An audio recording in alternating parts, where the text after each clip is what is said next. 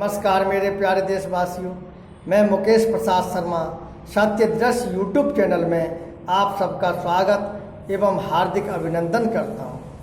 और इस समय हमारा जो विषय है वह यह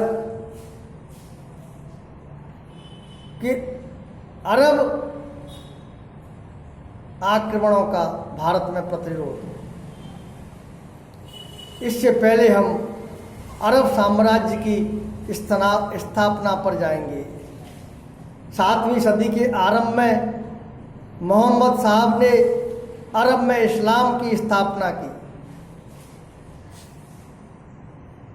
सन 632 में उनकी मृत्यु से पूर्व ही पूरा अरब प्रायद्वीप इस्लामिक राज्य के अंतर्गत संगठित हो चुका था।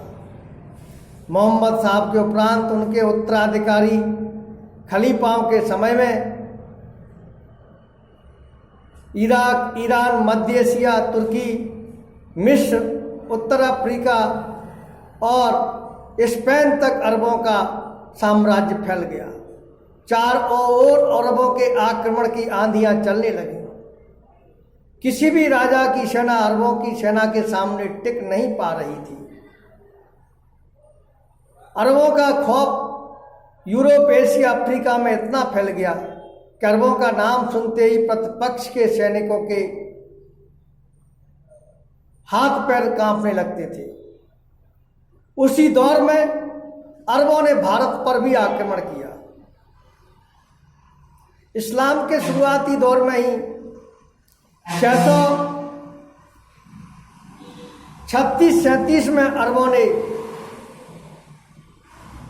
महाराष्ट्र में थाने पर पहला आक्रमण किया, जिसमें अरब सेना पूरी तरह से पराजित हुई और अरब जान बचाकर भाग गए। दूसरा आक्रमण 644 में अब्दुल बिन उमर के नेतृत्व में सिंध पर हुआ। उस समय भी अरबों की हार हुई। तीसरा आक्रमण 659 में अल हरीस के नेतृत्व में अरबों का हुआ, जिसमें अल हरीस मारा गया और अरबों की पराजय हुई। चौथा आक्रमण 664 में अल मुअल्लम के नेतृत्व में अरबों ने किया, जिसमें अरबों की पराजय हुई। इसके बाद अरब खलीफाओं ने लगभग 50 वर्ष तक भारत पर आक्रमण करने का विचार ही त्याग दिया। उन दिनों सिंध में राजा दाहिर का राज्य था। पांचवा आक्रमण भारत पर सिंध में 712 में मोहम्मद बिन कासिम के नेतृत्व में हुआ। मोहम्मद बिन कासिम इराक के गवर्नर अल हज्जाज का भतीजा और दामाद था। अल हज्जाज ने खलीफा से भारत पर आक्रमण करने की अनुमति मांगी। खलीफा ने यह कहकर इनकार कर दिया कि हम भारत पर पहले भी कई बार आक्रमण कर चुके हैं, अपनी सेना का काफ़ी नुकसान करवा चुके हैं, अब हमें और नुकसान नहीं करवाना है। लेकिन अल हज्जाज ने विजय का पूरा आश्वासन देकर खलीफा को आक्रमण करने के लिए राजी कर लिया। खलीफा की अनुमति के बाद मोहम्मद बिन कासिम सिंध की ओर बढ़े और आक्रमण का कारण सिंध के लुटेरों द्वारा अरब यात्रियों को लूटना था, जिसका मुआवजा अल हज्जाज ने सिंध के राजा दाहिर सेन से मांगा। दाहिर सेन ने इनकार कर दिया और कहा कि लुटेरे उनकी डकैत उनकी प्रजा नहीं है, वो इस प्रकार का हर्जाना नहीं देंगे। बस अरबों को ये बहाना मिल गया और बहुत बड़ी सेना लेकर सिंध पर आए। सिंध पर हमला हुआ। सिंध के बौद्धों ने अरब आक्रमणकारियों का साथ दिया। परिणाम स्वरूप राजा दाहिर सेन पराजित हुए, मारे गए। इस विजय के फलस्वरूप अरबों का सिंध और मुल्तान पर कब्जा हो गया। अरब पूरे भारत को रौंदने के लिए उत्साहित हो गए। अरब उत्तर भारत, राजस्थान, गुजरात पर हमले करने लगे, अरब सेनाएं मालवा तक हमले करने लगी। उस समय हमारे देश के जिन सपूतों ने अरबों का प्रतिकार किया, उन सपूतों के साथ हमारे देश के वामपंथी इतिहासकारों ने अन्याय किया। उनको इतिहास में वो स्थान नहीं प्राप्त हुआ जो उनको मिलना चाहिए था।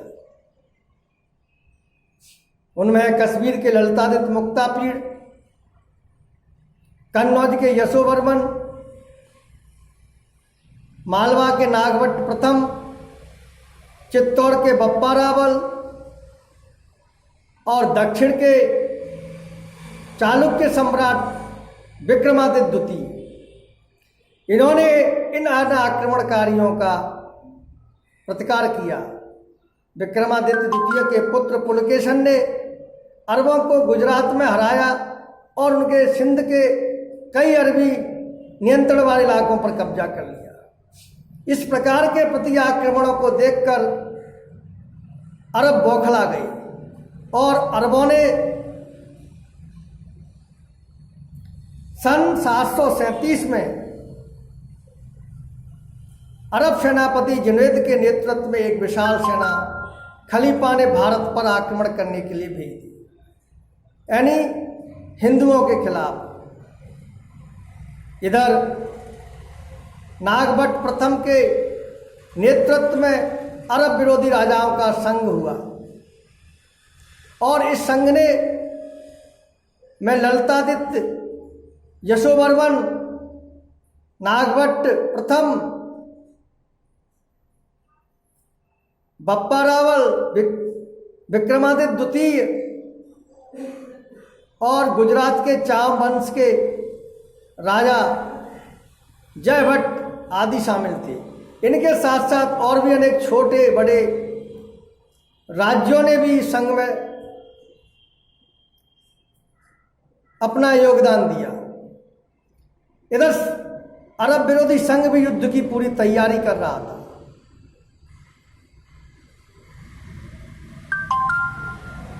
सन 737 में मारवाड़ के पास हिंदुओं की अरब विरोधी राजाओं की सेना और अरबों के बीच घमासान युद्ध हुआ।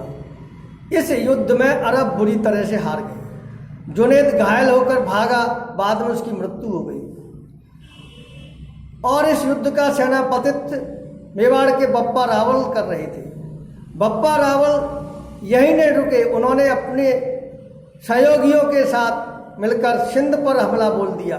सिंध से अरबों को खड़ेदा और अरबों को सिंध के पश्चिम में जो आज का बलूचिस्तान है वहाँ तक खदेड़ दिया।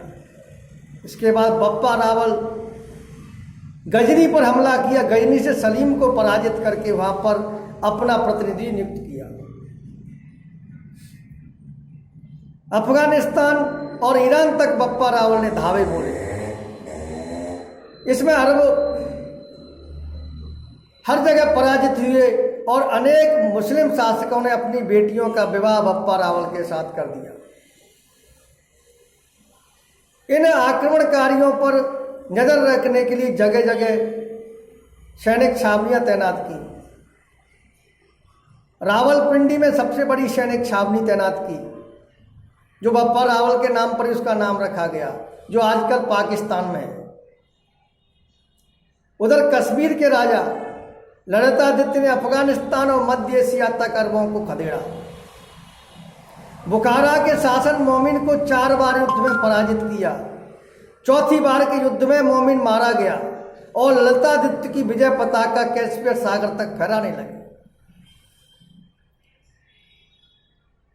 इससे अरब बौखला गए, क्योंकि बौखलाना भी स्वाभाविक है कि जिन अरबों की वीरता का डंका यूरोप, एशिया, अफ्रीका में बज रहा था, जिनका साम्राज्य अफगानिस्तान से लेकर स्पेन तक फैला हुआ था, उनको इस प्रकार से शिकस्तें मिल रही थी। फिर अरबों ने दूसरा आक्रमण करने के लिए अफ्रीका, ईरान, इराक, तुर्की, अरब से एक बहुत बड़ी विशाल सेना खलीफा के तत्कालीन खलीफा के आदेश पर भारत के तरफ कूच के लिए भेज दी। और इस सेना का सेनापतित्व अत्यंत क्रूर और धर्मांध सेनापति तामीम कर रहा था। तामीम बड़े ही तूफानी वेग से भारत की तरफ बढ़ रहा था, लेकिन नागभट्ट प्रथम ये अच्छी तरह से जानते थे कि अरब इस हार से बौखलाएंगे और पुनः आक्रमण करेंगे। तो इन्होंने भी अपने सहयोगी सभी अरब विरोधी राजाओं से सलाह मशवरा करके युद्ध की तैयारियां करनी शुरू कर दी और ये भी पूरी तरह से युद्ध के लिए तैयार थे। जैसे ही अरबों ने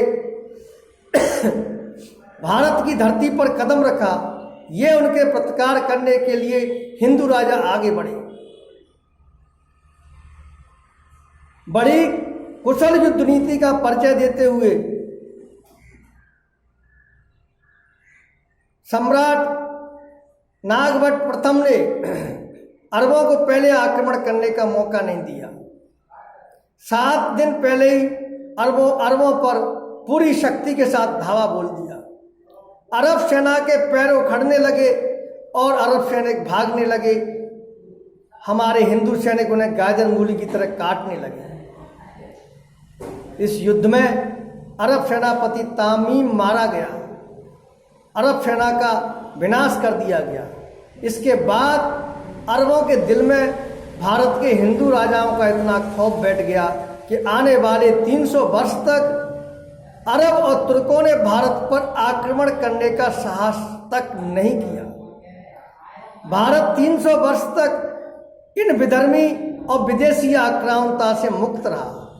इसका श्रेय ललितादित्य मुक्तापीड़, नागभट्ट प्रथम, बप्पा रावल और विक्रमादित्य द्वितीय को विशेष जाता है। वैसे तो इसका श्रेय सभी छोटे बड़े सभी राजाओं को जाता है, उन सभी सैनिकों को जाता है जिन्होंने इस युद्ध में अपने प्राण गंवाए, लेकिन इनका सफल नेतृत्व था।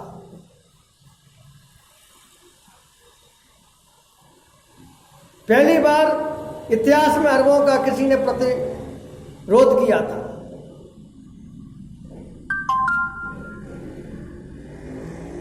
इस वीडियो के माध्यम से मैं उन जिहादियों को संदेश देना चाहता हूं जो कहते हैं कि हमने इस देश पर 800 वर्ष शासन किया। तो 800 वर्ष शासन तो इस देश पर मुसलमानों ने कभी नहीं किया। 350 वर्ष के लगभग दिल्ली सल्तनत का काल रहा। तो दिल्ली सल्तनत पूरे भारत तो दूर की बात उत्तर भारत को भी अपने अधिकार में नहीं कर पाई। 200 वर्ष के लगभग मुगल काल रहा, जिसमें राजपूतों के सहयोग से ही मुगल साम्राज्य की इमारत खड़ी हुई। इसलिए वो जिहादी भाई, जिहादी मानसिकता वाले लोग ये सोच लें, ऐसी डींगे हाँकने से पहले 8वीं सदी में हमारे हिंदू राजाओं के हाथों अरबों की हुई पराजय का इतिहास पढ़ लें। ललितादित्य विक्रमादित्य, ललितादित्य मुक्तापीड़, गुर्जर प्रतिहार सम्राट नागभट्ट प्रथम, बप्पा रावल और विक्रमादित्य द्वितीय की उन शौर्य गाथाओं।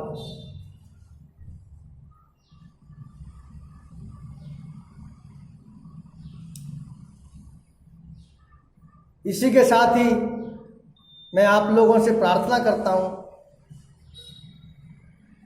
कि मेरे संदेश को अधिक से अधिक लोगों तक पहुंचाए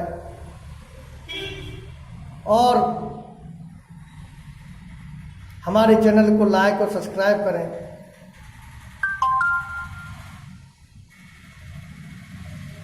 साथ ही मैं अपने देश की सरकार से भी प्रार्थना करता हूं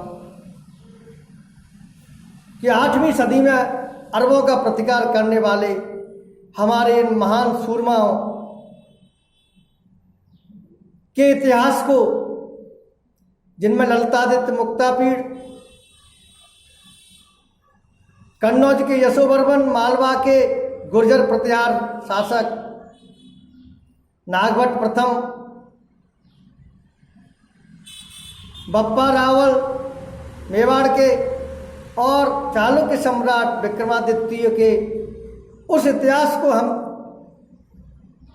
हम लोगों तक ईमानदारी से पेश करें, जो हमारे खून के उबाल को तीव्र करेगा।